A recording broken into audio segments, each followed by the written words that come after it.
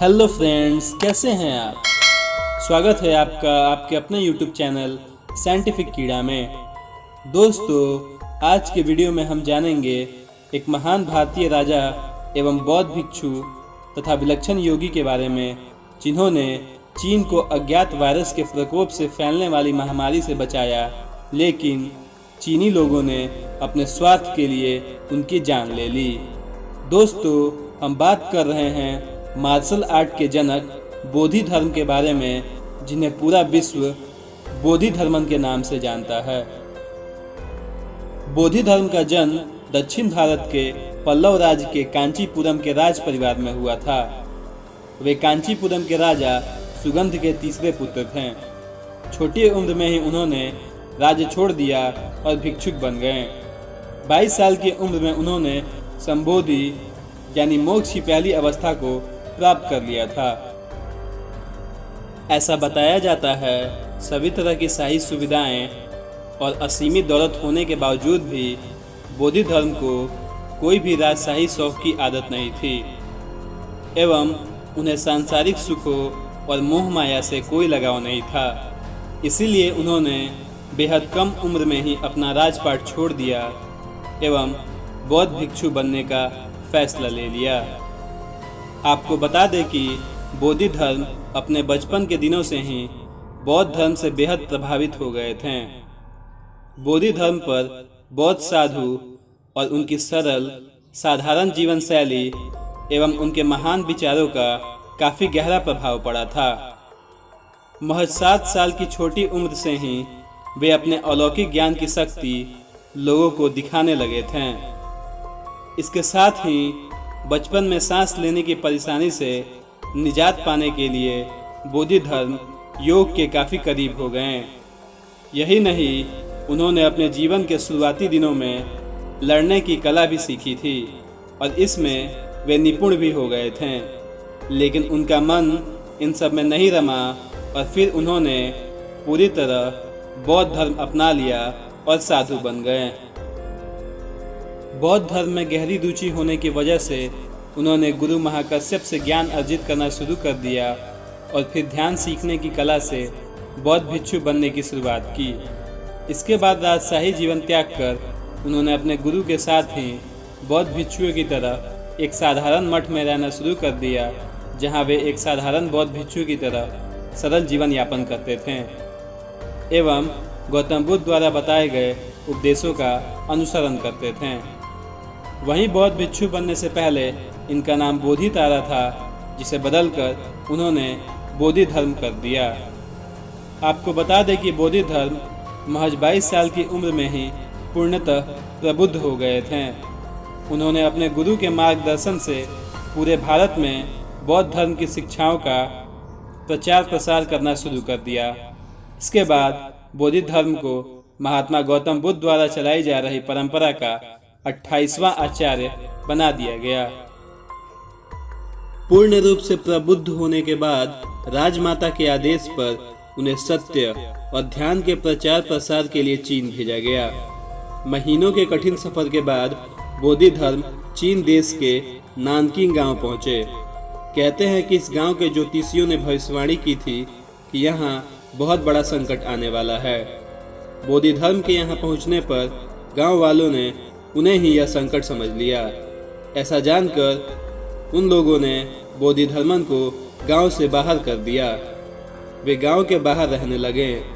उनके वहां से चले जाने पर गांव वालों को लगा कि संकट टल गया, लेकिन संकट तो एक अज्ञात वायरस तथा जानलेवा महामारी के रूप में अभी आने वाला था और वह आ भी गया।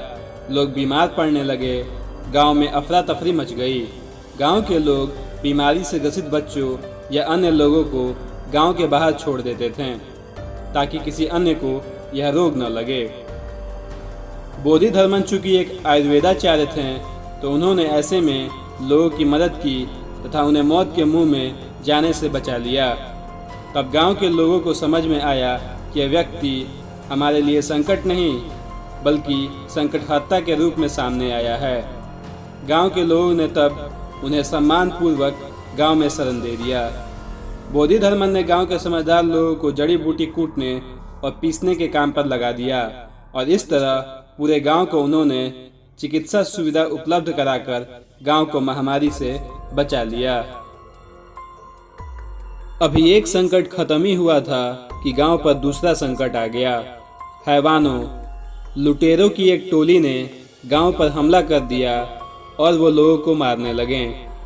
चारों ओर कत्लेआम मच गया। गांव वाले समझते थे कि बोधिधर्मन सिर्फ चिकित्सा पद्धति में ही माहिर हैं, लेकिन उन्हें क्या मालूम था कि बोधिधर्मन एक प्रबुद्ध, सम्मोहनविद और चमत्कारिक व्यक्ति थे। वे प्राचीन भारत की कलारीपट्टू विद्या में भी पारंगत हैं। कलारीपट्टू को आजकल मार्शल आर्ट कहा जाता है। बोधिधर्मन ने मार्शल आर्ट और सम्मोहन के बल पर उन हथियारबंद लुटेरों को हरा दिया और उन्हें भागने पर मजबूर कर दिया। गांव वालों ने बोधिधर्मन को लुटेरों की उन टोली से अकेले लड़ते हुए देखा और वे इसे देखकर चौंक गए। चीन के लोगों ने युद्ध की आज तक ऐसी आश्चर्यजनक कला नहीं देखी थी। वे समझ गए कि यह कोई साधारण व्यक्ति नहीं है। इसके बाद तो बोधिधर्मन का सम्मान और भी बढ़ गया। पुराणों के अनुसार महर्षि अगस्त्य और भगवान परशुराम ने धरती को सबसे पहले मार्शल आर्ट प्रदान किया था। महर्षि अगस्त्य ने दक्षिणी कलारीपट्टू यानी बिना शस्त्र के लड़ना और भगवान परशुराम ने शस्त्र युक्त कलारीपट्टू का विकास किया था।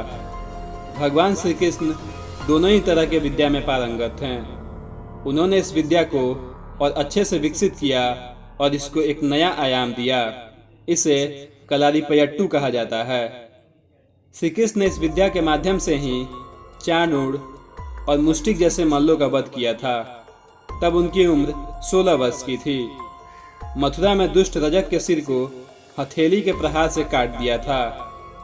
जनश्रुतियों के अनुसार श्री कृष्ण ने मार्शल आर्ट का विकास ब्रज क्षेत्रों के वनों में किया था। डांडिया रास उसी का एक नृत्य रूप है। कलारीपयट्टू विद्या के प्रथम आचार्य श्री कृष्ण को ही माना जाता है।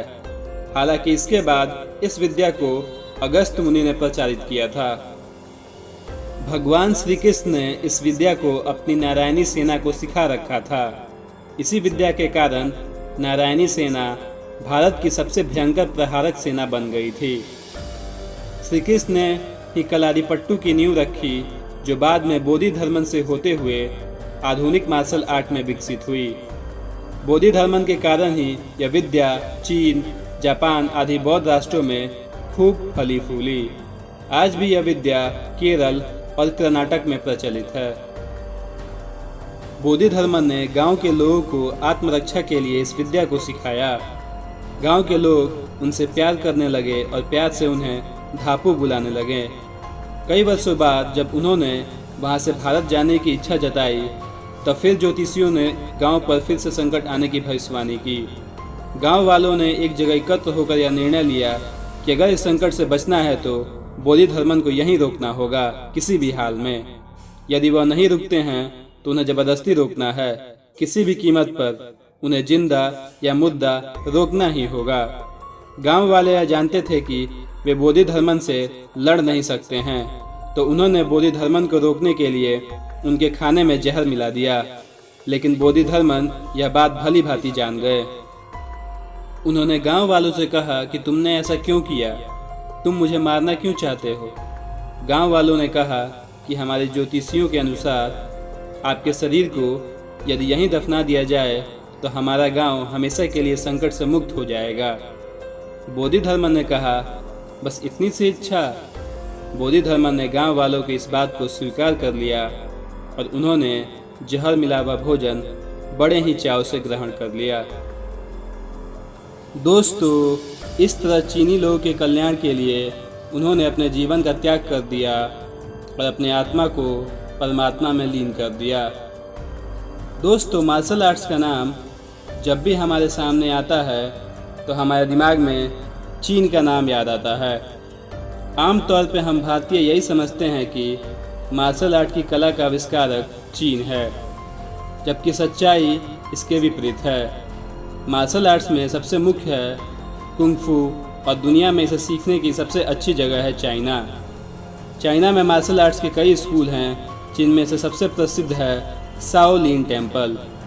शाओलिन टेम्पल बौद्ध मंदिर होने के साथ साथ आत्मरक्षा प्रशिक्षण का केंद्र भी है, जहां कुंग-फू के साथ साथ ध्यान व योग भी सिखाया जाता है। इस शाओलिन टेम्पल की आधारशिला बोधिधर्मन ने ही रखी थी। बोधिधर्मन कुंग-फू के आविष्कारक थे।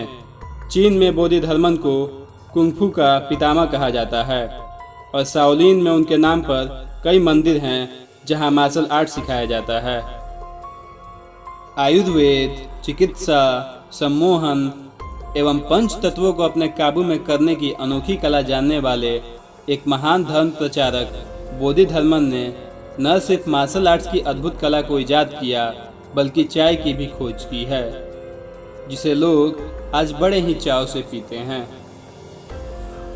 जब बोधिधर्मन को संकट समझकर गांव के लोग तथा वहां के राजा वू ने अपने राज्य से निष्कासित कर दिया था, तब भी महान बौद्ध भिक्षु बोधिधर्म को राजा वू की इस हरकत से कोई फर्क नहीं पड़ा था और वो पास के ही पर्वत पर जाकर ध्यान साधना में लग गए थे।